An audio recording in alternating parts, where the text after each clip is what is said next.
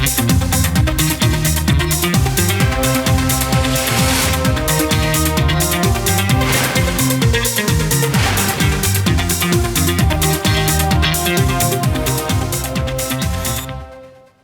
টিভির সাপ্তাহিক আয়োজন নিটল টাটা বিজ ট্রেন্ডসে স্বাগত জানাচ্ছি আমি আব্দুল্লাল মামুন। আজ আমরা কথা বলবো বাজেট 2024-25 এবং সামাজিক নিরাপত্তা খাত নিয়ে। আমার সাথে তিনজন অতিথি রয়েছেন, চলুন শুরুতে তাদের সাথে আপনাদের পরিচয় করিয়ে দিই। স্টুডিওতে আজকে আমাদের সাথে আছেন বেসরকারি সংগঠন ডর্পের উপনির্বাহী পরিচালক জনাব মোহাম্মদ জোবায়ের হাসান, আছেন আমাদের সাথে ঢাকা বিশ্ববিদ্যালয়ের সমাজ কল্যাণ ও গবেষণা ইনস্টিটিউটের সহযোগী অধ্যাপক ডক্টর তৌহিদুল হক, এবং আরও রয়েছেন গবেষণা প্রতিষ্ঠান BIISS এর গবেষণা পরিচালক ডক্টর মাহফুজ কবির। আপনাদের তিনজনকেই স্বাগত জানাচ্ছি। শুরু করতে চাই ডক্টর মাহফুজ কবিরকে দিয়ে। এবারের বাজেট আমরা মূল আলোচনাটা সামাজিক নিরাপত্তা খাতেই করব, কিন্তু সার্বিকভাবে যদি আমরা বলি যে 2024-25 অর্থ বছরের জন্য যে বাজেট পাস হলো, সেইখানে আসলে বড় দাগে কোন বিষয়গুলো খুবই আশাব্যঞ্জক মনে করছেন এবং পাশাপাশি চ্যালেঞ্জ কোনগুলো রয়েছে? ধন্যবাদ। আসলে যে বাজেটটা পাশ হলো সেই বাজেটটা কিন্তু মূল যে বাজেটটা যেটা প্রস্তাবিত হয়েছিল সেই বাজেট থেকে খুব বেশি আলাদা নয়। সেখানে দু একটা জায়গাতে কিছু পরিবর্তন রয়েছে, যেমন আয়করের যে কাঠামো বা বিভিন্ন রকমের যে স্ল্যাব, তো সেই জায়গাতে মানে ব্যক্তিগত আয়করের ক্ষেত্রে এটা আছে। এবং এটি ছাড়াও কিছু জায়গাতে আসলে ক্ল্যারিফিকেশন দরকার ছিল, সেগুলো দেওয়া হয়েছে এই পাশ করা বাজেটে। এবং এর পাশাপাশি আমাদের যে যতটুকু যে কাঠামোটা উপস্থাপন করা হয়েছিল, তো সেটা খুব বেশি মানে বড় পরিবর্তন ছাড়াই আসলে এটা পাস হয়েছে সংসদে। তো এখন এইখানে কতগুলো বিষয় আছে। একটা হলো যে আমাদের এখন বড় চ্যালেঞ্জ যেগুলো রয়েছে, আসলে চ্যালেঞ্জগুলোকে অ্যাড্রেস করার জন্যেই আসলে এই বাজেটটা। তো সবচেয়ে বড় চ্যালেঞ্জ হচ্ছে আমাদের এই মুহূর্তে যে ম্যাক্রো ইকোনমিক স্ট্যাবিলিটি, তো সেটা নিয়ে আসা। তার কারণ গত কয়েক বছর ধরে অন্তত 2022 সাল থেকেই আমরা কিন্তু দেখতে পাচ্ছি যে এটা পুরো সারা পৃথিবীর অর্থনীতি কিন্তু এটা টালমাটাল অবস্থার মধ্যে দিয়ে যাচ্ছে, এবং বাংলাদেশ তার একটা স্পিল ওভার ইফেক্ট তার মধ্যে পড়েছে। তো সেখানে আমাদের মূল্যস্ফীতি বেড়ে গেছে অনেক, আমাদের যে ফরেন কারেন্সি রিজার্ভ সেটার ক্ষেত্রে অনেকটা টান পড়েছে, এবং আমরা অনেক রকমের ঋণ নিচ্ছি, মানে IMF থেকে শুরু করে যত দাতা সংস্থা রয়েছে উন্নয়ন সহযোগী, তাদের কাছ থেকে ঋণ নেওয়া সত্ত্বেও আমাদের এই যে ফরেন কারেন্সি রিজার্ভ সেটা কিন্তু ঘুরে দাঁড়াচ্ছে না। তো সেটা কিভাবে ঠিক করা যায়? এর পাশাপাশি আমাদের যে পুরো ইন্টারন্যাশনাল ট্রেড, এই জায়গাতে কিছুটা যদি ব্যালেন্স নিয়ে আসা যায়, তো সেই জায়গাতে চেষ্টা করা হচ্ছে। আর মূল্যস্ফীতির কারণে যে সাধারণ মানুষের দুর্বিষহ অবস্থা তৈরি হয়েছে, তো সেইখান থেকে মানুষকে মুক্তি দেওয়ার জন্য এই যে সামাজিক নিরাপত্তা কর্মসূচি, সেটা কিছুটা হয়তো আওতা বাড়ানো হয়েছে, বা পুরোপুরি হয়তো বাড়ানো হয়নি, তবে কয়েকটা প্রোগ্রাম রয়েছে, তো সেখানে বাড়ানো হয়েছে। এটি ছাড়াও বাজার ব্যবস্থাপনা সেই জায়গাতে তেমন কোনো হয়তো উল্লেখযোগ্য বিষয় বাজেটে বলা হয়নি, কিন্তু আসলে মূল্যস্ফীতির চাপটা কমানোর জন্য একটা কোয়ান্টিটেটিভ টার্গেট দেওয়া হয়েছে। মানে এই চলতি অর্থ বছরের শেষ দিকে গিয়ে মূল্যস্ফীতি 6.5% হবে, এরকম একটা কিন্তু প্রত্যাশা প্রকাশ করা হয়েছে।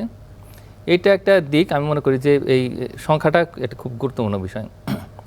তো এইরকম আরও বেশ কিছু এরকম প্রত্যাশার কথা বলা হয়েছে, যেটি দিয়ে আসলে এই টার্গেটগুলো সেগুলোকে অ্যাচিভ করা হবে। তো মোটা দাগে এই হচ্ছে অবস্থা। চ্যালেঞ্জের অংশটুকু কোন বিষয়গুলোকে মনে করছেন বড় রকমের চ্যালেঞ্জ হবে? হ্যাঁ, চ্যালেঞ্জ যেটা হবে সেটা হচ্ছে বেসরকারি বিনিয়োগ। তো সেই জায়গাতে ইতিমধ্যেই চ্যালেঞ্জ রয়েছে। তো এখন বেসরকারি বিনিয়োগ আছে প্রায় 25% কাছাকাছি, সেটাকে 27-28% করা, তো সেটা কিন্তু একটা চারটিখানি কথা নয়। এই মুহূর্তে ঋণের সুদের হার কিন্তু অনেক বেশি, প্রায় 16% মতো হয়ে গেছে। এটি একটা। আর একটা বিষয় হচ্ছে যে বেসরকারি বিনিয়োগের জন্য যে পরিবেশ, যে আস্থার পরিস্থিতি সেটি, এবং একই সঙ্গে যে ঋণের সহজলভ্যতা, সেটা একটা বড় বিষয়। আর এটি ছাড়াও যেহেতু ডলার দাম বেড়ে গেছে, এই দাম বেড়ে যাওয়ার কারণে কিন্তু আসলে বিজনেসটা কস্টলি হয়ে গেছে, তো সেটা আমাদের একটু বুঝতে হবে। আর আরেকটা বিষয় হলো যে যেহেতু আমাদের যে মুদ্রানীতি সেটা সংকোচনমূলক, তো এটার কারণে কিন্তু সহজেই সবাই যে ঋণ পাবে, ব্যবসা করবে, সেটাও কিন্তু একটা সহজ নয়। তো যার ফলে সব মিলিয়ে বেসরকারি বিনিয়োগ যদি কম হয়, সেটার সঙ্গে প্রবৃদ্ধির একটা সম্পর্ক রয়েছে। তো প্রবৃদ্ধিও কিন্তু এখন কম অনেক, মানে 5.82% এরকম প্রবৃদ্ধির কথা বলা হয়েছে। তো এটা কিন্তু আমাদের আজ থেকে 15 বছর আগে যেরকম প্রবৃদ্ধি ছিল সেরকম একটা প্রবৃদ্ধির কথা বলা হচ্ছে। সেখানেও একটু সংকোচন নীতি। হ্যাঁ, সংকোচন। এখন কি বলা হচ্ছে যে চাহিদাটাকে কমানো হবে, মানে সামগ্রিক চাহিদার দিকে একটা চাপ তৈরি হলে তখন হয়তো বাজারে গিয়ে তার একটা প্রভাব পড়বে, তখন হয়তো মূল্যস্ফীতি কমবে, কিন্তু আমরা সেটা কিন্তু লক্ষণ দেখতে পাচ্ছি না। মূল্যস্ফীতি কিন্তু এখনও চড়া। সুতরাং এটা একটা বড় চ্যালেঞ্জ। আমি মনে করি যে এই পুরো বাজেটে একটা যদি অনেক বড় টার্গেট থাকে, সেটা কিন্তু মূল্যস্ফীতি কমানো, হ্যাঁ, এর পাশাপাশি সামাজিক নিরাপত্তা বেষ্টনীর আওতাটা বাড়ানো, যেটা আসলে এবার অনেকটা বেড়ে গেছে। যে সংশোধিত বাজেটে ছিল যে 1,21,000 কোটি টাকার মতো, সেটা 1,36,000 কোটি টাকা হয়ে গেছে, মানে এটা লাভ দিয়েছে ওখানে। তো এবং এটার পাশাপাশি যে পুরো যে সামষ্টিক অর্থনৈতিক স্থিতিশীলতা অর্জন করা, সেটি মনে করছেন একটি বড় রকমের চ্যালেঞ্জ। আমরা এটি নিয়ে কথা বলবো। জনাব জোবায়ের হাসানের কাছে একটু আসতে চাই। দীর্ঘদিন ধরে বেসরকারি সংগঠনগুলো, আপনারা যারা কাজ করছেন সামাজিক নিরাপত্তা খাতকে একটু বিস্তৃত করা, একটু সুসংহত করার জন্য, বলছেন যেটা আমরা যদি সংখ্যাতাত্ত্বিক জায়গায় বলি যে হ্যাঁ কিছু বরাদ্দ বেড়েছে, আপনারা কিভাবে মূল্যায়ন করছেন যে যখন মূল্যস্ফীতি বেড়ে গেছে, প্রায় আমরা বলবো 10-এর ঘরের কাছাকাছি চলে এসেছে, এই অবস্থাতে আসলে আপনারা এই বিষয়টিকে কিভাবে দেখছেন, যেভাবে পরিকল্পনা করা হয়েছে এই বাজেটে? ধন্যবাদ দীপ্ত টিভিকে এই জন্য ধন্যবাদ যে আমাদের সরকারের এইবারই প্রথম বাজেট এই সরকারের, এবং গত 30শে জুন আমরা মোটামুটি 7,000 কোটি টাকার বেশি বাজেটটা অনুমোদন হলো। তো এখন আমাদের বিষয়টা হলো কি, নিরাপত্তা, সামাজিক নিরাপত্তার বিষয়ে বিনিয়োগ এখানে থাকতেই হবে। কারণ আমাদের বর্তমানে বাংলাদেশ ব্যুরো অফ স্ট্যাটিস্টিক্সের অনুযায়ী 5.6% দারিদ্র সীমার নিচে, অতি দরিদ্র। তো অর্থাৎ এদেরকে আমাদের যদি ব্যবস্থাপনার মধ্যে রাখতে হয়, তাহলে সামাজিক নিরাপত্তা বেষ্টনী যেটা আছে ওটার মধ্যে আমাদেরকে রাখতে হবে। তো এখানে কোনো দ্বিমত করার কিছু নেই, এখানে আমাদের বিনিয়োগ রাখতেই হবে। এবং এটা যতই সরকারের বাজেটে থাকুক বা না থাকুক, এটা যে কোনোভাবে আমাদের মূল্য দিতে হবে। কিন্তু আরেকটা জায়গা যেটা, ওই জায়গাটা যে কর্মসংস্থান এবং উৎপাদন, এই দুটো জায়গায় কিন্তু আমরা এখনও পিছিয়ে আছি। এই দুটো জায়গায় বাজেটের কোনো রকম বিনিয়োগ অথবা এটার আগ্রহ আমরা এই বাজেটে এখনও দেখতে পাইনি। কারণ উৎপাদনের জায়গায়, যেটা ডক্টর মাহফুজ বললেন যে মূল্যস্ফীতি বেড়েই চলছে বা এটাকে কোনোভাবেই লাগাম ঠেকানো যাচ্ছে না, তাহলে এই জায়গাটায় কিন্তু একটা আভ্যন্তরীণ সম্পদ আহরণের ক্ষেত্রে যেই ধরনের জোর দেওয়া হচ্ছে, সেটা যদি উৎপাদনটা যদি ওইভাবে না থাকে, তাহলে কিন্তু মানুষের মধ্যে এই যে যেই মানে আয় থেকে যে ব্যয়ের ঘটনাটা, কর দিবে কোথার থেকে সেটা কিন্তু ঘাটতি থেকে যাচ্ছে। একই সাথে কর্মসংস্থান যদি না হয়, তাহলে কিন্তু আমাদের একটা বৈষম্য তৈরি হচ্ছে। হ্যাঁ, যাদের কর্মসংস্থান আছে অথবা যারা বিলাসবহুল জীবনযাপনে করছেন, এরা একটা গ্রুপ, এবং অতি দরিদ্রর মাঝে আরেকটা গ্রুপ, এটার বৈষম্যটা অনেক বেশি। সুতরাং এই বাজেট দিয়ে কিন্তু এটা রক্ষণাবেক্ষণ বা বিবেচনা করার মতো সুযোগ আছে। সেই জায়গায় এইবারের যে বাজেট, এই বাজেটটা আসলে কতটুকু উপকারে আসবে সাধারণ মানুষের, সেটা কিন্তু এখনও বোঝা যায় না। আমরা হয়তো বা আরও 3 মাস বা 6 মাস গেলে এই বিষয়টা বুঝতে পারবো। কারণ এখানে একটি বড় অঙ্ক, আয়ের লক্ষ্যমাত্রা ধরা হয়েছে প্রায় 5,41,000 কোটি টাকা করের মাধ্যমে রাজস্ব। তাহলে এই উন্নয়ন বাজেট তো কিছুই রইল না। এই জায়গাটাতে আমাদের আসলে কি করণীয়, এখন থেকে কিন্তু ভাবতে হবে। সেই ক্ষেত্রে যেটি আপনারা বলছেন যে সামাজিক নিরাপত্তা খাতের ক্ষেত্রে, এটি তো গত বছরের সাথে তুলনা করে, গত অর্থ বছরের সাথে তুলনা করে বরাদ্দ বেড়েছে, কিন্তু তার নেট কি বেড়েছে কিনা, অর্থাৎ আরও মানুষকে, পাশাপাশি নতুন করে মূল্যস্ফীতির যে অভিঘাত, বাজারে তো দ্রব্যমূল্যের দাম সহ সবকিছু বেড়ে গেছে, সেই জায়গাটাতে কি নতুন করে আপনি মনে করেন যে বিশেষ করে দরিদ্র বা অতি দরিদ্র মানুষের ভোগান্তিটা আরও বাড়বে? না, বাড়বে। সামগ্রিক বাজেট কিন্তু বাড়েনি গতবারের তুলনায়, বরং যেটা বেড়েছে সেটা হলো যে আয়ের লক্ষ্যমাত্রা। বাজেট তো সরকারি আয় ব্যয়ের হিসাব, এখন আয়টা করা লাগছে বেশি সরকারের, হ্যাঁ, ব্যয়টার মধ্যে খুব একটা থাকেনি এই জায়গাটায়। তো যেহেতু ব্যয় নাই এবং আয়টা বেশি করতে হচ্ছে, এই জায়গায় হাত বা একটা বিশেষ একটা বিনিয়োগ চলে যাবে, যেখানে মানুষের উৎপাদনমুখী কর্মক্ষম কোনো কাজ থাকবে না। অর্থাৎ উন্নয়ন বাজেটটা যদি আমরা না বাড়াতে পারি, না ধরতে পারি, তাহলে কিন্তু এই যে সামাজিক নিরাপত্তা বেষ্টনী হোক অথবা যেই ধরনের উৎপাদনমুখী আমরা যেই আয়ের কথা বলছি বা উন্নয়নের কথা বলছি, সেটা কিন্তু হবে না। আমি কর দেব, আমার তো একটা আয় থাকতে হবে, আমার তো একটা উৎপাদন থাকতে হবে সামগ্রিক, তখন তো আমি মানে অর্থনীতির চাকাটা আসলে বেগবান করতে হবে, সচল রাখতে হবে। হ্যাঁ, এখন যেমন দেখা গেছে যে যেই সব করের আওতা বাড়ানো হয়েছে, কিন্তু আমরা এই করের আওতার এই সুযোগ কি আমরা পাচ্ছি বা এই সুফল কি আমরা পাচ্ছি?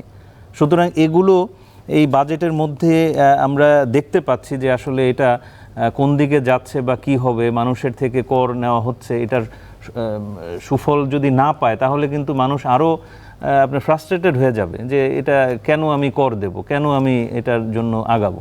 সুতরাং এই জায়গাটায় গতবারের তুলনায় বাজেট বাড়েনি তেমন, সেটা একটা যেমন একটা রক্ষণশীল বাজেট তৈরি হয়েছে, কিন্তু ঘাটতি বাজেটের মতো হয়ে গেল এটা। তো এটা তো ঘাটতি বাজেট হবে আমাদের দেশে, সেটা ঠিক আছে, কিন্তু এত বড় ঘাটতি, এটা চিন্তার বিষয়। সেটা সেই ঘাটতিটা আপনার উন্নয়ন বাজেটের সমান, উন্নয়ন বাজেটের সমান, হ্যাঁ। তার মানে সেই অংশটুকু ঘাটতি পূরণ না হলে যে উন্নয়নের কি হবে, এটি নিয়ে আমরা কথা বলবো। একটু ডক্টর তৌহিদুল হকের কাছে একটু অন্যভাবে প্রশ্নটা নিয়ে আসি যে দীর্ঘদিন ধরে বেসরকারি সংগঠন বলি বা সুশীল সমাজ থেকে বারবার করে বলা হয় যে সামাজিক নিরাপত্তা খাতটাকে যেন বিস্তৃত করা হয়। এর বিপরীতে আবার কর আরোহণের মাধ্যমেই তো আসলে রাজস্বটা সংগ্রহ করে সেটি করা হবে, সেই জায়গায় চাপ রয়েছে, সরকারের ব্যয় বেড়ে গেছে। তো আসলে কি বাংলাদেশের জন্য, বাংলাদেশের মতো উন্নয়নশীল রাষ্ট্রের জন্য আমরা যদি বলি, এটি কি সমাধান সামাজিক নিরাপত্তা খাত, নাকি অন্য কোনো মডেল হতে পারে যেদিকে বাংলাদেশ ধীরে ধীরে ধীরে এগুতে পারে? আপনাকে অসংখ্য ধন্যবাদ, এবং আমার দুই পাশে দুজন সম্মানিত আলোচক এবং দুই প্রিয় ভাই আমার, তাদেরকেও ধন্যবাদ জানাচ্ছি। দেখুন, আপনার প্রশ্নটি খুব জটিল এবং এর উত্তর দেওয়াটাও খুব জটিল। তবে আমি যতটুকু বুঝতে পারি সেটি হচ্ছে যে বাজেট যখন দেওয়া হয়, এক এক শ্রেণীর মানুষ কিন্তু বাজেটের বিষয়টিকে এক একভাবে মূল্যায়ন করে থাকে। জি, আমাদের দেশে এখনও প্রান্তিক অবস্থায় যে সমস্ত মানুষগুলো রয়েছে, বিভিন্ন বিচারে প্রান্তিক, অর্থের বিচারে কিংবা মর্যাদার বিচারে, পড়াশোনার ক্ষেত্রে, তার পেশাগত পরিচিতির ক্ষেত্রে, তো একেবারে অর্থের বিচারে প্রান্তিক যে মানুষগুলো রয়েছে, তাদের বাজেট নিয়ে ভাবনাটা হলো সে আয় দিয়ে, যেটি আমাদের দুজন সম্মানিত আলোচকও বললেন, আপনিও আপনার প্রশ্নে বারবার উল্লেখ করেছেন, যে সে আয় দিয়ে সে ব্যয় নির্বাহ করতে পারবে কিনা, অথবা যদি তার আয় কমে যায় তখন সামাজিকভাবে এবং সরকারের পক্ষ থেকে যে ব্যবস্থাগুলো থাকবে, যাকে আমরা সামাজিক সুরক্ষা বলুন, সামাজিক নিরাপত্তা কর্মসূচি, বেষ্টনী, যে নামেই আমরা তাকে ডাকি না কেন, সেই নাম যদি আমাকে সুখে না রাখে, অর্থাৎ সেই মানুষগুলোকে যদি সুখে না রাখে, শুধু নাম, ভালো শব্দ ব্যবহার করে নামের মধ্যে চমক দেখিয়ে আসলে কোনো লাভ হবে না। এখন আমাদের এখানে সামাজিক নিরাপত্তা কর্মসূচির প্রশ্নে এটি যখন শুরু হয়, জি, এটি ঠিক যে এক ধরনের রাজনৈতিক ক্রেডিট নেওয়ার একটা প্রসঙ্গ ছিল, যে এই অনগ্রসর কিংবা পিছিয়ে পড়া জনগোষ্ঠী বা ব্যক্তিকে বা প্রান্তিক জনগোষ্ঠীকে উন্নয়নের স্রোতের সাথে এবং তাদের বেঁচে থাকার প্রশ্নে বা অস্তিত্বের প্রশ্নে তাদেরকে কিছু কর্মসূচির মধ্যে অন্তর্ভুক্ত করা, যাতে জীবন পরিচালনার ক্ষেত্রে পারিপার্শ্বিক যে অভিঘাত, সেখান থেকে সে অনেকটা মুক্ত থাকে বা একটা স্বস্তিদায়ক অবস্থা তৈরি হয়। কিন্তু আমাদের এখানে 2015 সালে যে একটা কমিটি হয়েছিল, নিশ্চয়ই আমাদের এখানে দুজন সম্মানিত আলোচক এবং আপনার নিশ্চয়ই মনে আছে, যে সামাজিক নিরাপত্তা কৌশলকে অধিকতর কার্যকরী করার জন্য একটা কমিটি হয়েছিল। তারা কিন্তু বেশ কিছু পরামর্শ রেখেছিল, কিন্তু আমাদের এখানে তদন্ত অথবা কমিটি প্রণয়নের এই ব্যাপারটি ক্রমান্বয়ে একটা সংস্কৃতির পর্যায়ে পৌঁছেছে। অর্থাৎ কিছু হলে বা কোনো কিছু পরিবর্তনের প্রয়োজন হলে, কোথাও থেকে কোনো একটা দাবি দেওয়ার আওয়াজ তুললে আমরা একটা কমিটি করে দেই। কমিটি কিছুদিন পরে কিছু কি বলে এটাকে পরামর্শ অথবা কিছু তারা অ্যাডভাইস করে থাকে, এবং সেগুলো ওই ফাইলবন্দি অবস্থায় অনেকটা থাকে। আমরা সব কিছুতে তো ব্রিটিশদেরকে দায়ী করি, কিন্তু এই স্বাধীন বাংলায় ব্রিটিশ মনস্তত্ত্ব সম্পন্ন মানুষের কিন্তু অভাব নেই। এই জায়গাতে তিনটা চ্যালেঞ্জ আমার কাছে যেটি মনে হয়, যে সেটি হচ্ছে যে আমাদের এই সুবিধাভোগীদের শনাক্ত করা, এদের যে আইডেন্টিফাই করা, এবং সুবিধা প্রদানের ক্ষেত্রে কিন্তু এখনো দুর্নীতি, এখনো স্বজনপ্রীতির একটা প্রভাব, মানে সেখানে স্বচ্ছতার একটা বিষয় আনা খুবই অপরিহার্য। অন্যথায় আসলে সুফলটা যাদের জন্য প্রয়োজন সেটি আমরা পৌঁছাতে পারবো না। আর একটা ব্যাপার হলো যে এই জায়গাটা আমাদের এই বোধ বা এই অনুভূতি অনেকের মধ্যে আমরা তৈরি করতে পারিনি, রাষ্ট্রীয় পর্যায় থেকে বা সামাজিক পর্যায় থেকে বা আমাদের শিক্ষার মধ্য দিয়ে, যে সামাজিক নিরাপত্তা বা সুরক্ষার কর্মসূচি শুধু তাদের জন্যই যারা ওই নির্দিষ্ট প্রক্রিয়ার বা বৈশিষ্ট্যের মধ্যে আছে। আমাদের অনেকেই মনে করেন যে সরকারি জিনিস ফাও পাচ্ছি, কোড অ্যান্ড কোড ফাও বলছি, আমি নিয়ে নিই আমার প্রয়োজন না থাকলেও, কিন্তু এটা তো ঠিক হলো না। সুতরাং এটা যাদের দরকার, যাদের প্রয়োজন, এবং ওই বৈশিষ্ট্যের মধ্যে বা ওই বৈশিষ্ট্যগুলো বা শর্তগুলো যারা পূরণ করে সুবিধাটা তারাই পাবে। এটা কিন্তু মেরিট বেসড কোনো কিছু না, এটা হলো কন্ডিশন বেসড বা সিচুয়েশন বেসড, তার অবস্থাকে বিচার করে।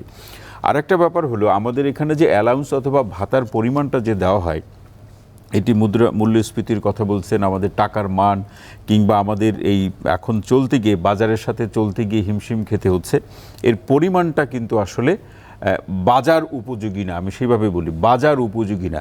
এখন একজনকে আমি বললাম যে আপনাকে 500 টাকা দিলাম, সরকার হয়তো যতজনকে টাকা দিচ্ছে সকল 500 টাকাকে যোগ করে সরকার একটা বড় সংখ্যা দেখাচ্ছে, কিন্তু যাকে আমি দিচ্ছি ওই সংখ্যাটা একজন ব্যক্তির ক্ষেত্রে যে ওখান থেকে যতটুকু পাচ্ছে সেটা দিয়ে তার অবস্থার তো কোনো পরিবর্তন হচ্ছে না। আবার এই টাকা নিতে গিয়ে কেউ অভিযোগ করে থাকেন তাকে আরও খরচ করতে হয়, হয়তো অর্ধেক খরচ করতে হয় অথবা 3 ভাগের 1 ভাগ খরচ করতে হয়, এরপরে তার পকেটে কি থাকে। কিন্তু সরকারি হিসাবটা যখন আসে তখন আমরাও তো খুব মানে ভালোভাবে এটাকে দেখি যে এত লক্ষ কোটি টাকা বা এত হাজার কোটি টাকা আমার সামাজিক নিরাপত্তা কর্মসূচি জনগণের কাছে যাচ্ছে, কিন্তু সেটি বাস্তবায়ন এবং সেটি যদি তার অবস্থার পরিবর্তন না করে তখন এই জায়গাতে কিন্তু একটা বড় ধরনের গোজামিল বলুন অথবা একটা ঘাপলা থেকে যায়। এবং বিকল্পের জায়গাটা আপনি বলছিলেন, বিকল্পের জায়গাটা আমাদের এখানে ব্যাপারগুলো দাঁড়িয়েছে যে যাকে দিচ্ছে তো দিচ্ছে, দিয়েই যাচ্ছে, এই জায়গাটা কিন্তু আসলে ভালো না। এর মধ্যে একটা কালচার অফ ডিপেন্ডেন্সি গ্রো করে। আমার যতটুকু মনে পড়ে এই সংক্রান্ত আরেকটি আলোচনায় এই কথাটি বলেছিলাম যে কোনো একটি দেশের, আমরা তো একটা অর্থনৈতিকভাবে অগ্রসরমান একটি দেশ, বিশ্বের এখন যদি আমি ভুল না করে থাকি 33তম অর্থনীতির দেশ, এটা কিন্তু সহজ কথা নয়। তো এটা তো একটা সংগ্রাম, একটা কর্মসূচির অগ্রগতির মধ্যে দিয়ে আজকে এই অবস্থানে বাংলাদেশ এসেছে। তো এই অবস্থানকে আরও বেশি ধারালো বা জোরালো করার উপায় কি? আপনার মানুষগুলোকে কর্মের সাথে সম্পৃক্ত করা। কর্মের সাথে সম্পৃক্ত করা মানে হলো ইনকাম জেনারেটিং সোর্সের সাথে তাকে সম্পৃক্ত করা। এই ক্ষেত্র যত বেশি আমি বাড়াতে না পারবো তত বেশি আমাদের এই যে মানে আমরা বলি যে নন ইনকাম জেনারেটিং সোর্স, এটা কিন্তু নন ইনকাম একটা জেনারেটিং একটা সোর্স হিসাবে আমরা এটাকে দেখি। এবং এর একটা প্রভাব রয়েছে, সেটি হলো যে একটা পরোক্ষ প্রভাব, যে এই প্রক্রিয়ার মধ্যে দিয়ে কেউ যদি উঠে আসে তাহলে সেই পরিবার এবং তার একটা প্রভাব সমাজ এবং রাষ্ট্রের উপরে পড়বে। সেই লক্ষ্যটা কিন্তু ভালো, ফিলসফিটা খুবই ভালো, কিন্তু বাস্তবায়নে এসে ফিলসফিটা বারবার মার খেয়ে যায়। তার মানে দীর্ঘমেয়াদে গিয়ে তার একটা আসলে নেতিবাচক প্রভাব রয়েছে। আমরা এটি নিয়ে কথা বলবো একটা বিরতি থেকে ফিরে এসে। দর্শক, আপনারা দেখছেন নিটল টাটা বিজ ট্রেন্ডস। সময় হলো একবার বিরতিতে যাবার, আমাদের সাথে থাকুন।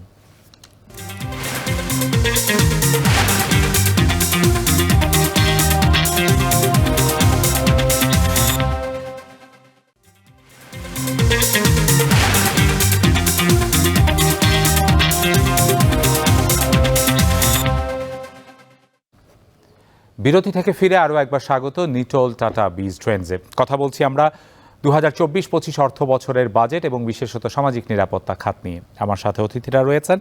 ডক্টর মাহফুজুর কবিরের কাছে আসতে চাই যে আলোচনায় দুটো জিনিস বারবার এসেছে। আমরা সামাজিক নিরাপত্তা খাতের কথা বলছি, কিন্তু সবার জন্য যে একটি বড় রকমের অভিঘাত হয়ে এসেছে সেটি হচ্ছে মূল্যস্ফীতি। এবং আমরা যদি চলতি বছরে দেখি, শুরু থেকে অনেক কথা, অনেক রকমের পরিকল্পনা, অনেক সদিচ্ছা, অনেক নির্বাচনী ইশতেহার, অনেক কিছুই দেখেছি, কিন্তু দিন শেষে যেটি দাঁড়াচ্ছে সেটি হচ্ছে আসলে মূল্যস্ফীতি বেড়েই যাচ্ছে এবং প্রায় সরকারি ভাষ্য মতেই এটি প্রায় 9% উপরে। আসলেই কি আমরা সেইখানে কিছু করতে পারছি না, বা না পারলে কেন পারছি না? আসলে এখানে অনেকগুলো চ্যালেঞ্জ রয়েছে। প্রথম চ্যালেঞ্জ হচ্ছে যে বাজার ব্যবস্থাপনা। তো সেই জায়গাতে আমরা একেবারেই নজর দিচ্ছি না, আমরা নজর দিচ্ছি হচ্ছে অন্যদিকে। মানে আমাদের এখানে যে পুরো ইকোনমিতে যে মানি ফ্লো, তো সেই ফ্লো কীভাবে কমানো যায় সেটার জন্য আমরা কিন্তু পুরো পরিকল্পনা তৈরি করেছি। আমাদের যে এই মুহূর্তের মুদ্রানীতি রয়েছে সেটা কিন্তু সংকোচনমূলক মুদ্রানীতি, এবং বাজার থেকে ক্রমাগত অর্থ তুলে নেওয়া হচ্ছে। মানুষের হাতে কিন্তু অর্থ রয়েছে, এখন ব্যাংকে যতটুকু রয়েছে ততটুকুই কিন্তু ব্যাংক মানে ব্যবস্থার মাধ্যমে দিতে পারে সরকার, বিশেষ করে কেন্দ্রীয় ব্যাংক। কিন্তু এর বাইরে একটা বড় অর্থনীতি রয়েছে, যেটা হচ্ছে অনানুষ্ঠানিক অর্থনীতি। এই অনানুষ্ঠানিক অর্থনীতিতে যে টাকার প্রবাহ রয়েছে সেটা দিয়ে ব্যবসা বাণিজ্য চলছে, মানুষের কিন্তু এই যে বিভিন্ন রকমের খরচ চলছে। এখন এই জায়গাতে কিন্তু তেমন কোনো কিছু করার নেই কেন্দ্রীয় ব্যাংকের, এই বিষয়টা বুঝতে পারছে না। এখন আমেরিকার অর্থনীতিতে পুরোটাই হচ্ছে ব্যাংকিং সিস্টেমের মধ্যে আছে, বা যদি সাউথ কোরিয়ার কথা বলি, অন্যান্য অনেক উন্নত অর্থনীতি এগুলো আছে। তো যার ফলে তখন এই মানিটারি পলিসির মাধ্যমে কিছু করা যায়, কিন্তু বাংলাদেশে সেটা করা যাবে না, এটা গ্রোয়িং ইকোনমি। এটা এই কারণে আমার মনে হয় কি যে এই যে পুরো বাজার ব্যবস্থাপনার দিকে যদি নজর দেওয়া যেত, এবং এর পাশাপাশি এইখানে কিন্তু সিন্ডিকেশন আছে, অদৃশ্য সিন্ডিকেট এটা কিন্তু আছে। এবং একই সঙ্গে দেখা যাচ্ছে কি যে আমরা বিদেশ থেকে আমদানি করে যে সমস্ত পণ্য নিয়ে আসছি, ডলারের দাম বেড়ে গেছে, তারপরে কিন্তু ওই পণ্যের দাম বাড়েনি। অথচ দেশের ভিতরে আমরা উৎপাদন করছি, ভ্যালু এডিশন দেশে হচ্ছে, সেই পণ্যগুলোই এই হাত বদল হচ্ছে, তারপরে রাস্তায় যে চাঁদাবাজি তার মানে সেগুলো হচ্ছে। বাজারে কিছু নিয়ন্ত্রক রয়েছে।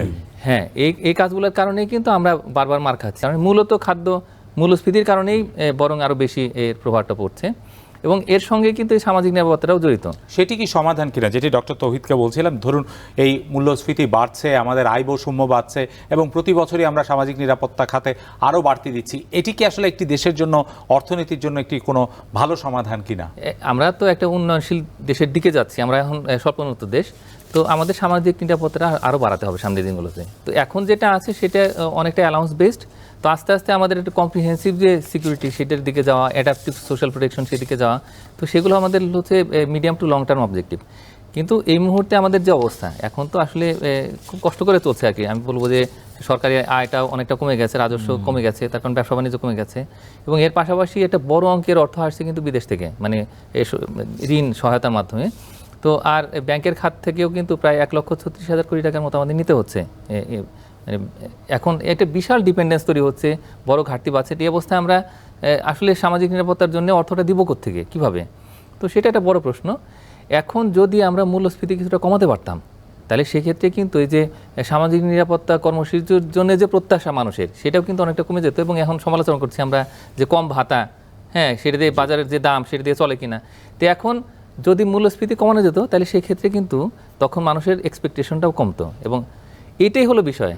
আমার কাছে মনে হয় যে কর্মসংস্থান নিয়ে একটু কথা বলবো ডক্টর তৌহিদের সাথে। ডক্টর তৌহিদ, এই জায়গাটাতে আমরা বারবারই এটা বলে থাকি, এবং আমরা যদি কাগজপত্র খুঁজি, অর্থাৎ সরকারি নীতি, অন্যান্য, আপনি যদি প্রেক্ষিত পরিকল্পনা 2041 দেখেন, স্মার্ট বাংলাদেশের স্বপ্ন, চলতি যে 8ম পঞ্চবার্ষিক পরিকল্পনা, সব জায়গায় কিন্তু, কিংবা সরকারের যে নির্বাচনী ম্যানিফেস্টো ছিল, সেখানেও বলা হচ্ছে দক্ষ জনসম্পদে রূপান্তর করা, কর্মসংস্থানে নিশ্চিত করা। কিন্তু সেই জায়গাগুলো কোথায়?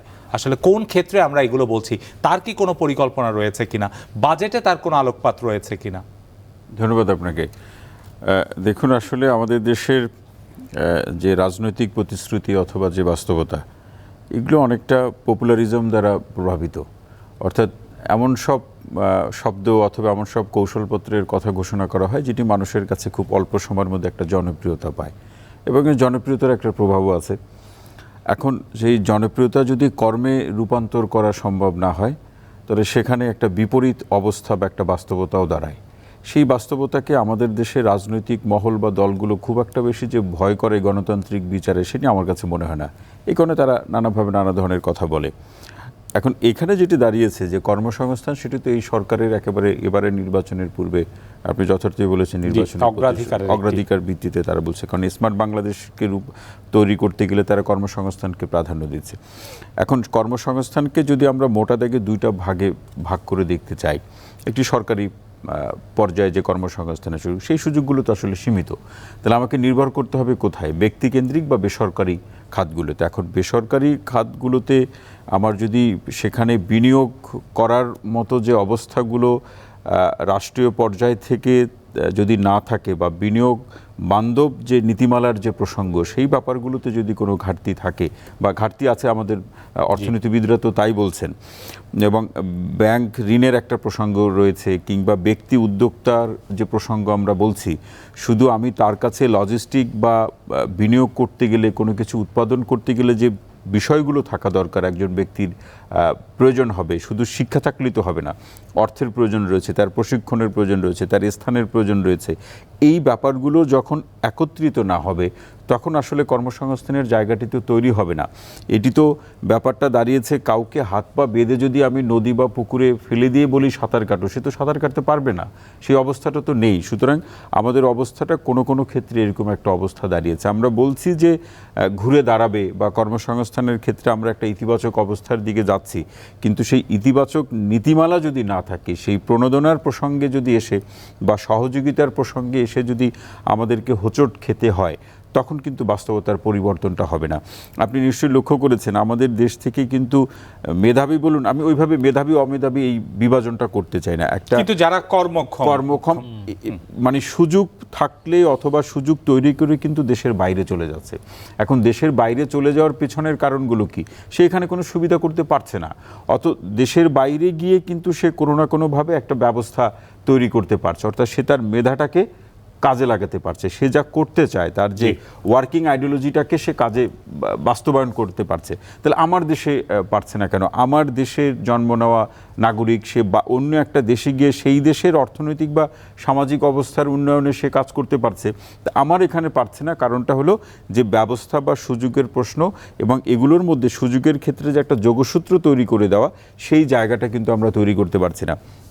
উদ্যোক্তা তৈরির প্রসঙ্গে সরকারি পর্যায় থেকে একটা উদ্যোগ ছিল, বেশ একটা বড় অঙ্কের অর্থের ঘোষণাও ছিল। আমি যেহেতু এই মুহূর্তে অর্থের পরিমাণটা মনে পড়ছে না, তা আমি বলছি না।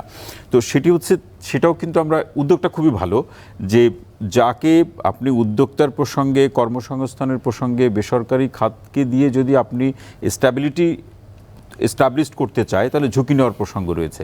কিন্তু আমাদের এখানে ব্যক্তি পর্যায়ে, রাষ্ট্রীয় পর্যায়ে কিংবা আমার বেসরকারি খাতে কেউ কিন্তু আসলে ঝুঁকি নিতে চায় না। এখন ঝুঁকি মানে একেবারে অর্থগুলো মানে যেটাকে বলে যে পানিতে ফেলে দেওয়া, ব্যাপারটা এরকম না। যৌক্তিকভাবেই কিন্তু ঝুঁকি না, যেটাকে আমরা বলি ক্যালকুলেটেড রিস্ক, যেটা মানে সিআর, যে যুক্তি তর্ক সাপেক্ষে, বাস্তবতা সাপেক্ষে যে ঝুঁকিগুলো নিলে সেখান থেকে তার একটা রিটার্ন পাওয়ার অবস্থা আছে, সেই ক্যালকুলেটেড রিস্কগুলোকে মানে যে মোকাবেলা করতে পারবে, বা এরকম জনগোষ্ঠী যখন আমরা তৈরি করতে পারবো, তখনই কিন্তু এই কর্মসংস্থানের প্রসঙ্গটা অনেক সহজে আসবে। শুধু কর্মসংস্থান তৈরি হোক, চাকরি নিব না চাকরি দিব, স্লোগানগুলো খুব ভালো। আমি আবারও বলছি, স্লোগানগুলো মিষ্টির থেকেও মিষ্ট, কিন্তু ব্যাপারটা হলো যে এগুলোর বাস্তবায়নের ক্ষেত্রে যে রসদ দরকার হয়, যে ধরনের লজিস্টিক দরকার হয়, ইনগ্রিডিয়েন্টসের দরকার হয়, সেই ব্যাপারগুলো যদি না থাকে, তাহলে আমি যতই কর্মসংস্থানের কথা বলি না কেন, সেই কর্মসংস্থানের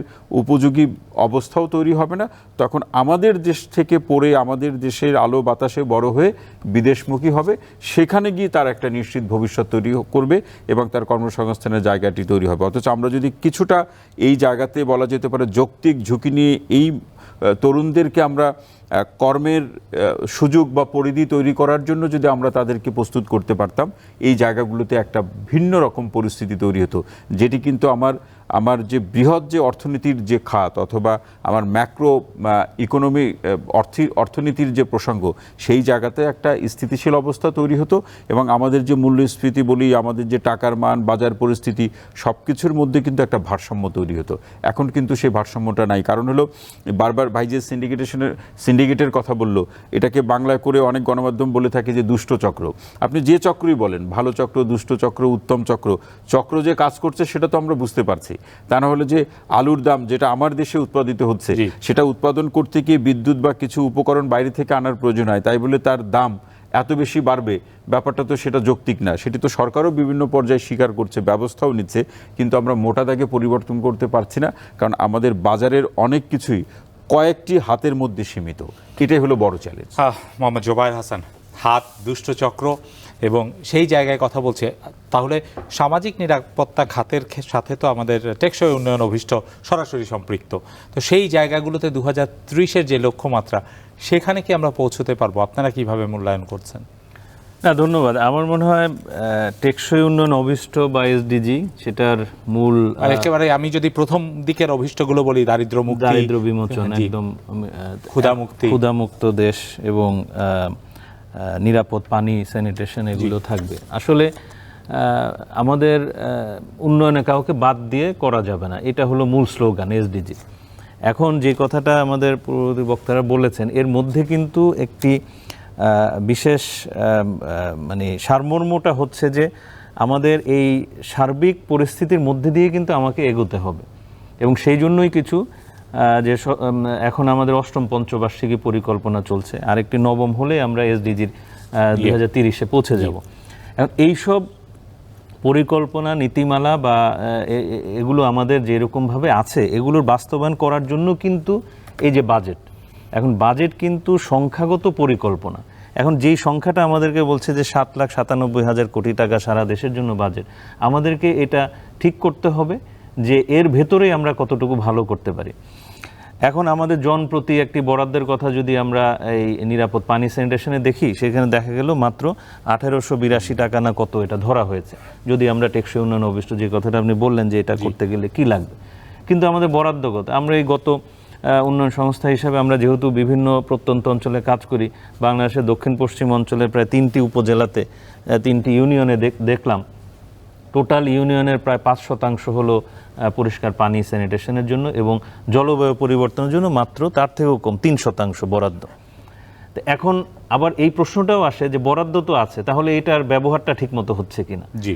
তো সুতরাং আমাদের এই বিশ্লেষণ বিভিন্নমুখী হতে পারে, কিন্তু আমরা মানে প্র্যাকটিশনার হিসাবে যেটা দেখেছি যে উন্নয়ন করতে হবে মানুষকেন্দ্রিক, এবং সেই মানুষগুলোকে আমাদেরকে চিহ্নিত করতে হবে যে কারা উন্নয়নের সাথে জড়িত বা কাদের দরকার হবে, তাহলে কিন্তু টেকসই উন্নয়ন অভিষ্ট আমরা অর্জন করতে পারবো। আর সেই জন্য যে কথাটি ডক্টর তৌহিদ বললেন যে আমাদের এই জন্য প্রস্তুতি লাগবে এবং কর্মসংস্থান একটি বড় জায়গা, আপনিও প্রশ্ন করেছেন। এখন কর্মসংস্থান যদি আমরা করতেই পারি, তাহলে কিন্তু আমাকে কি করতে হবে? আমাকে উদ্যোক্তা তৈরি করতে হবে, অথবা আমাদেরকে উৎপাদনটা বাড়াতে হবে। সামষ্টিক অর্থনীতি যে ডক্টর মাহফুজ যেটা বললেন, এই জায়গাগুলো কিন্তু কাগজে ঠিক আছে এবং এটাই করা উচিত, কিন্তু মাঠে কিন্তু এটা হচ্ছে না। এখন এই জায়গার যোগসূত্রটা কিভাবে হবে? বাস্তবায়নটা, বাজেটটা তো আমাদেরকে দিয়েছে, আমরা একটা ভালো বাজেট পেয়েছি, কিন্তু কিভাবে বাস্তবায়ন হবে? তার মানে ব্যবস্থাপনা বা আমি যদি বলি আর্থিক সুশাসনটা একটা বড় বড় চ্যালেঞ্জ হিসেবে থাকছে। পুরো চ্যানেলিংটা, যে উপর থেকে যে বাজেটটা তৈরি করা হলো, এটা কিভাবে একদম দোরগোড়ায় মানুষের দোরগোড়ায় একেবারে তৃণমূলে যাবে এবং তারা উপকৃত হবে, এইটা কিন্তু খুব জরুরি। আমরা স্থানীয় সরকারের কথা বলছি, স্থানীয় সরকার শক্তিশালীনের কথা বলছি, কিন্তু এই শক্তিশালীকরণ কিন্তু আমার মানে পুষ্টির বিষয় শক্তিশালীকরণ না। হ্যাঁ, আমাকে এই যেই স্ট্রাকচারাল যেই ডেভেলপমেন্টগুলো সেটা দরকার, এবং তাদের সক্ষমতা, সেই জায়গায় সক্ষমতাটা বাড়ানো, এবং তারা চিন্তা করছেন কিনা যে না, আমি যে বরাদ্দটা পেয়েছি সেই বরাদ্দটা যাতে যেই খাতে আমাদের ব্যয় করার প্রয়োজন সেটা হচ্ছে কিনা, এবং সেটা চাহিদা ভিত্তিক জন অংশগ্রহণ হচ্ছে কিনা সেই জায়গায়। এখন এই বাস্তবায়নটার জন্য কিন্তু আমাদের একটি আমি কি বলবো একটি আন্দোলনও দরকার, যে এইটা কিন্তু হচ্ছে মানে সামাজিক আন্দোলন, সামাজিক আন্দোলন যেটা দেখা উচিত, সেটা আপনি মেকানিজম মাধ্যমে দেখেন, অথবা জন অংশগ্রহণের মাধ্যমে দেখেন, অথবা সিভিল সোসাইটির অংশগ্রহণ দেখেন, মিডিয়ারও একটি বড় ভূমিকা আছে যে এই বরাদ্দগুলো ঠিকমতো পৌঁছালো কিনা, তাহলেই কিন্তু আমরা এটার সুফলটা পাবো। এবং এসডিজি কিন্তু কোনো একটি নতুন কোনো ধারণা না, এটা ওই যে বলে যে মানে নতুন ঔষধ পুরানো বোতলে করে দেওয়া হলো, সেই ব্যাপারটার মতো। মানে এমডিজিরই অসমাপ্ত কার্যক্রমগুলোর সাথে কিছু যুক্ত করে নতুন লক্ষ্যমাত্রা।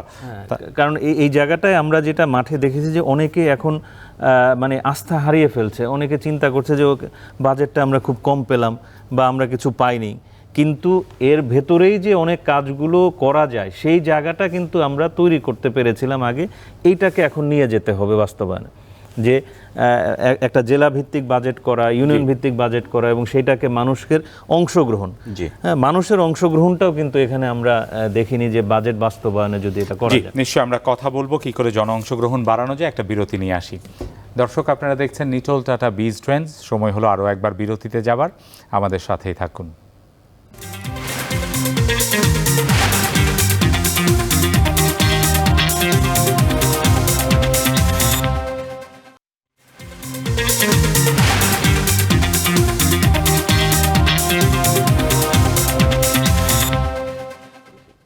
বিরতি থেকে ফিরে আরও একবার স্বাগত নিটোল টাটা বীজ ট্রেন্ডসে। কথা বলছি 2024-25 অর্থ বছরের বাজেট এবং সামাজিক নিরাপত্তা খাত নিয়ে। আমাদের সাথে অতিথিরা রয়েছেন। শুরুতে ডক্টর তৌহিদুল হকের কাছে জানতে চাইব, আমাদের বাজেট পরবর্তী যখন আলোচনা হয় বা বাজেট পূর্ববর্তী, প্রায় সময় কি পেয়েছি কি পাইনি এদিকেই বেশি আলোচিত হয়। তো যেহেতু শুরুতে দাঁড়িয়ে আছে একটি নতুন অর্থ বছরের, যেখানে যা বরাদ্দ হয়েছে বা যা কিছু পরিকল্পনা করা হয়েছে সেখান থেকে সর্বোচ্চ পরিমাণ সুফল যদি আমরা জনগণের জন্য নিশ্চিত করতে চাই, যেভাবে চলছে সেভাবেই কি চলবে, নাকি নতুন নতুন কোনো পরিকল্পনা বা নতুন করে কিছু করার প্রয়োজন রয়েছে? অসংখ্য ধন্যবাদ এই প্রশ্নটির জন্য। আগের প্রশ্নের জন্য ধন্যবাদ। সেটি হচ্ছে যে আমাদের এখানে বাংলাদেশের যদি দেশ হিসাবে বা এদেশের যারা বুদ্ধিবৃত্তিক চর্চার সাথে জড়িত, সেটি সরকারি বা অসরকারি পর্যায়ে, আমাদের চিন্তা ভাবনা, আলোচনা, সেমিনারগুলো কিন্তু সবসময় খুব ভালো হয়, কিন্তু আমরা যে জায়গাটায় গিয়ে মানে উল্টাপাল্টা করে ফেলি সেটি বাস্তবায়নের প্রসঙ্গে। কি কি করা উচিত একটি ভালো সামাজিক অবস্থা কিংবা জনগণকে ভালো রাখার প্রশ্নে, সেক্ষেত্রে নতুন নতুন পরিকল্পনা আলাপ আলোচনা কিন্তু হতে পারে। কিন্তু ইতিমধ্যে যে আলাপ আলোচনাগুলো হয়েছে সেখান থেকে যে ব্যবস্থাগুলো বা কর্মসূচি বা পদক্ষেপ নেওয়া যেতে পারে, বিষয়গুলো চিহ্নিত হয়েছে, এগুলো বাস্তবায়ন করলেই যথেষ্ট। এই জায়গাতে একটু যোগ করি, সেটি হচ্ছে বাজেট। আমি একজন ব্যক্তিকে সোশ্যাল লেন্স থেকে আমরা একজন ব্যক্তিকে তার যে আর্থিক সক্ষমতার প্রশ্নে একটা দৃষ্টিকোণ থেকে আমরা তাকে বিচার করি। সে কত আয় করলো সেটি বিষয় না, সে কিভাবে আয়কৃত টাকা খরচ করলো, এটা খুব গুরুত্বপূর্ণ বিষয়। কারণ আয় নানাভাবে একজন করতে পারে, খরচের প্রসঙ্গে এসেই কিন্তু তার বুদ্ধিভিত্তিক প্রয়োগ কিংবা তার প্রয়োজন অপ্রয়োজন, মেজর নন মেজর ব্যাপারগুলোকে তাকে আইডেন্টিফাই করতে হয়। আমাদের দেখবেন বাজেটে যে বরাদ্দ থাকে, সেই বাজেটের বরাদ্দ খরচ করার জন্য শেষের দিকে এসে একটা তোড়জোড় শুরু হয়ে যায়, টাকা খরচ করতে হবে। কিন্তু সেটি তো আমার শুরু থেকেই যদি আমরা করতে পারতাম, তাহলে আমার পরিবর্তনের জায়গাটা আরও বেশি হতো। শেষের দিকে খরচ করতে গিয়ে যা হয় সেটি আর পুনরাবৃত্তি করতে চাই না, আমরা সকলেই জানি। এবং যারা এই আলোচনা শুনছেন বা দেশের প্রতিজন নাগরিকের মধ্যে কম বেশি সেই ধারণাটি আছে শেষের দিকে কিছু হয়। সুতরাং বাজেটের খরচের ক্ষেত্রে, বাজেটের বরাদ্দ সেটি খরচ করার ক্ষেত্রে স্বচ্ছতা, জবাবদিহিতা এবং এই স্বচ্ছতার প্রসঙ্গে এসে যে কমিটমেন্টের যে প্রসঙ্গ, এখন আমাদের এখানে বাজেট অথবা কোনো কর্মসূচি বাস্তবায়নের প্রসঙ্গে জনগণের সাথে যে মুখোমুখি অবস্থান, মুখোমুখি মানে মারামারি বা সহিংসতার কথা বলছি না, আলাপ আলোচনার প্রসঙ্গ, জনগণ কিভাবে চায়, সরকার কিভাবে সেটি বাস্তবায়ন করবে, এই আলাপ আলোচনাগুলো কিন্তু অপেক্ষাকৃত খুব সীমিত। আমরা গণতন্ত্রের কথা বলছি, শুনতে ভালো লাগে, বলতে আরও বেশি ভালো লাগে, কিন্তু গণতন্ত্র যখন আমি রাতে ঘুমাতে যাওয়ার আগে বা প্রান্তিক মানুষ যখন ঘুমাতে যায়, তখন যখন সে গণতন্ত্রের উত্তাপ যখন খুঁজে না পায়, তখন কিন্তু এই মৌখিক গণতন্ত্রের কোনো ভবিষ্যতের উপরে সে কিন্তু একটা সময় বিশ্বাস করতে চায়। একজন মানুষকে আমরা সামাজিকভাবেও দেখি, অর্থনৈতিকভাবে তার কিছু সত্যতা আছে। একজন মানুষকে আপনি 3 বার ধোঁকা দিতে পারবেন, চতুর্থবারে গিয়ে সে আর ধোঁকার ভুক্তভোগী হবে না, সে নিজেই কিন্তু হয় ওখান থেকে সে বেরিয়ে আসবে বা নিজে আলাদা কোনো প্ল্যাটফর্ম অথবা কোনো বিকল্প রাস্তা খুঁজে নেবে। এখন প্রশ্ন হচ্ছে যে আমাদের দেশে 130টি সামাজিক নিরাপত্তা কর্মসূচির আওতায় এই সুবিধাভোগী আছে। সুবিধাভোগী কত? 11,80,00,000 মানুষ। আপনি দেখবেন এই পরিধিটা বাড়ানোর জন্য আমরা পেনশন, কৃষিতে ভর্তুকি, সেগুলোকে এর সাথে অন্তর্ভুক্ত করে দিলাম। কার প্রয়োজনে, কি প্রয়োজনে, এর কিন্তু যৌক্তিক কোনো ব্যাখ্যা নাই, প্রয়োজন কিন্তু ছিল না। তো এখন আপনি বাজেটের প্রভাব, সামাজিক নিরাপত্তা কর্মসূচির যে প্রভাব, এগুলো কিন্তু শুধু একেবারে উইথাউট এনি রিটার্ন মানুষকে টাকা দেওয়া ব্যাপারটা কিন্তু এরকম নয়। কিন্তু আমাদের এখানে কালচার অথবা পরিস্থিতিটা দাঁড়িয়ে গেছে এমন।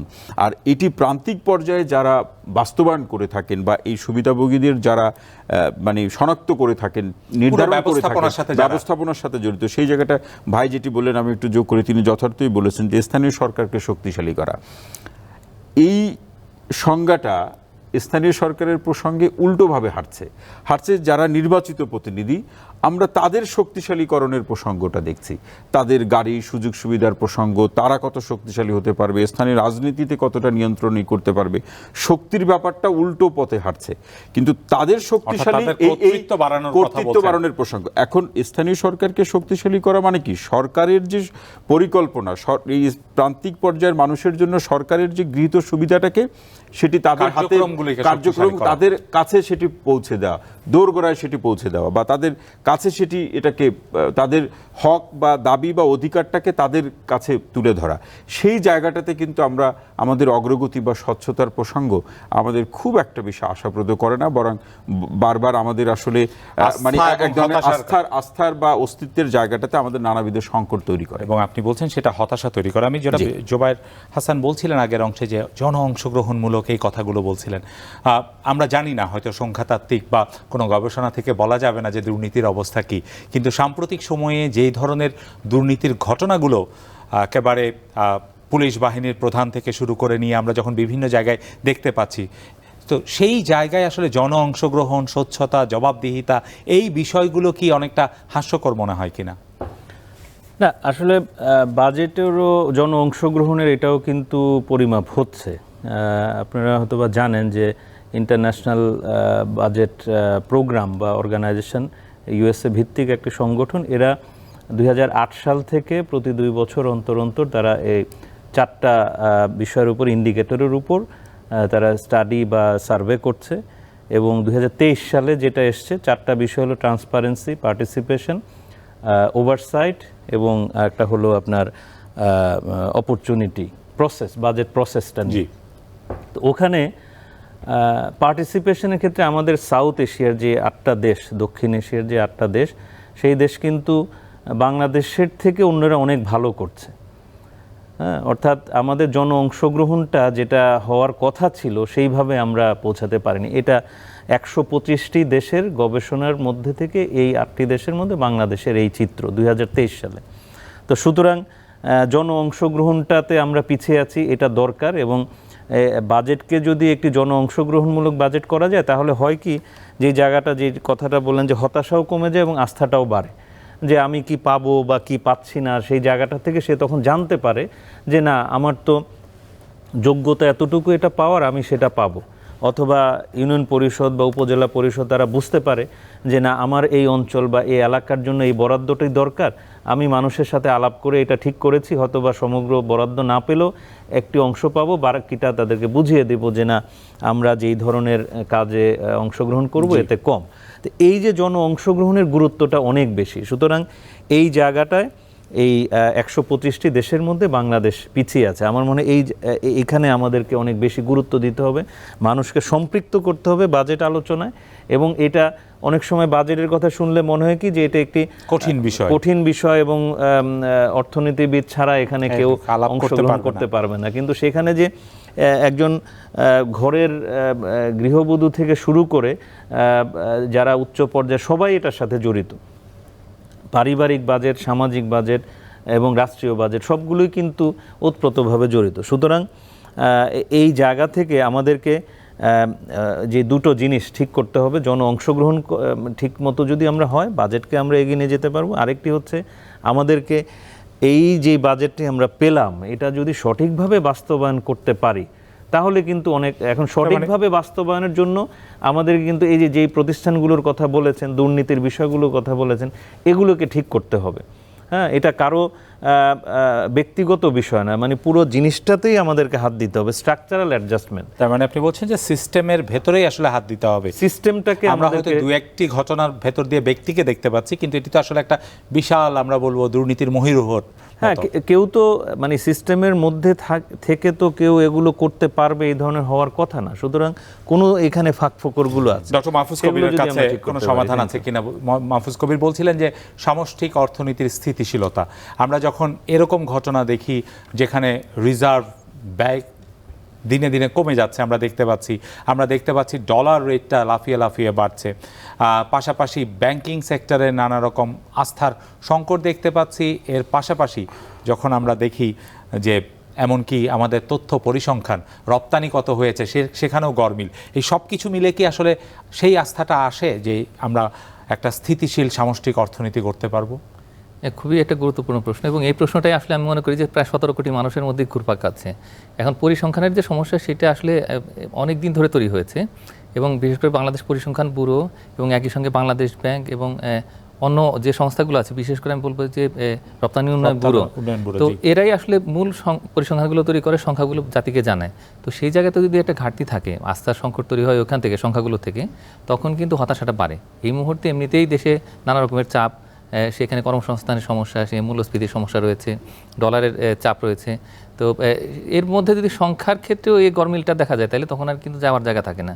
আমি মনে করি যে এটাকে আসলে ফার্স্ট প্রায়োরিটি দেওয়া উচিত এখন, যে আসলে পরিসংখ্যানের মান কীভাবে বাড়ানো যায়, বিশ্বাসযোগ্যতা কীভাবে আরও উন্নত করা যায়, তো সেইটা দেখা দরকার। এবং একই সঙ্গে যে তথ্যটা আসছে, মানে গরমিল হয়ে যতটুকু থাকছে অন্তত, সেটাকে আরও আমরা কীভাবে উন্নত করতে পারি, সেই জায়গাতে যেতে হবে। এবং সেই জায়গাতে আমি মনে করি যে বাজেটের একটা অত্যন্ত গুরুত্বপূর্ণ ভূমিকা রয়েছে, এবং বাজেটের যে সংখ্যাগুলো রয়েছে সেগুলো নিয়েও আমরা অনেক সময় আস্থা রাখতে পারি না, যে টার্গেটটা দেওয়া হলো প্রবৃদ্ধির যে এটা টার্গেট, তো সেটা আদৌ পূরণ হবে কিনা, আমাদের যেখানে বিনিয়োগের যে টার্গেট সেটা হবে না, রাজস্ব আয়ের লক্ষ্যমাত্রা, তো সেখানে একটা বড় চ্যালেঞ্জ রয়েছে। তো সেটা এখন কিভাবে আমরা আসলে মোকাবেলা করতে পারি, এবং একই সঙ্গে যে বিনিয়োগের পাশাপাশি আমাদের যে প্রবৃদ্ধির যে লক্ষ্যমাত্রা, তারপর মূল্যস্ফীতির যে কমানোর যে লক্ষ্যমাত্রা, সেগুলোকে পূরণ করাটাও খুব বড় রকমের একটা চিন্তার বিষয় হয়ে দাঁড়ায় যদি মূল পরিসংখ্যানগুলোতে সমস্যা থাকে। আমি মনে করি যে এই জায়গাতে আসলে সমাধান হওয়া দরকার।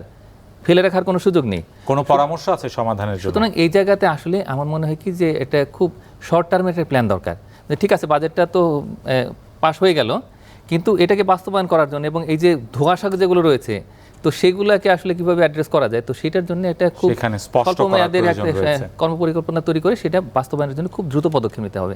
তাইলে সেক্ষেত্রে হতাশা কমবে, তারপরে এখানে ধোঁয়াশা কমবে এবং আস্থার জায়গাটা তৈরি হলে আমি মনে করি এবং যে- ধীরে ধীরে সেটা হয়তো মেঘ কেটে হ্যাঁ, যাবে। হ্যাঁ। অনেক ধন্যবাদ আপনাদের তিনজনকে আমাদের সাথে আজকের এই আলোচনায় যোগ দেওয়ার জন্য। দর্শক, নতুন অর্থ বছরের বাজেট পাশ হয়ে যায়, সেই বাজেটে আমরা বরাদ্দ দেখি, কিন্তু বাজেটের ক্ষেত্রে শুধু বরাদ্দ নয়, মূল জায়গাটি হচ্ছে কবে থেকে কিভাবে সেই বরাদ্দকৃত অর্থ আসলে ব্যয় হচ্ছে, যাদের জন্য এই অর্থ বরাদ্দ হয়েছে তার সুফল তার দোরগোড়ায় পৌঁছচ্ছে কিনা, সেই জায়গায় পরিবর্তন দরকার বাজেট বাস্তবায়নে। নিশ্চয়ই আলোচকদের আজকের পরামর্শ থেকে এবং নীতি নির্ধারকরা এই বিষয়গুলো ভাববেন এবং বাংলাদেশের বাজেট বাস্তবায়নে আরও স্বচ্ছতা, জবাবদিহিতা এবং জন অংশগ্রহণমূলক হবে এই প্রত্যাশা রেখে শেষ করছি আজকের নিটোল টাটা বিজ ট্রেন্ডস।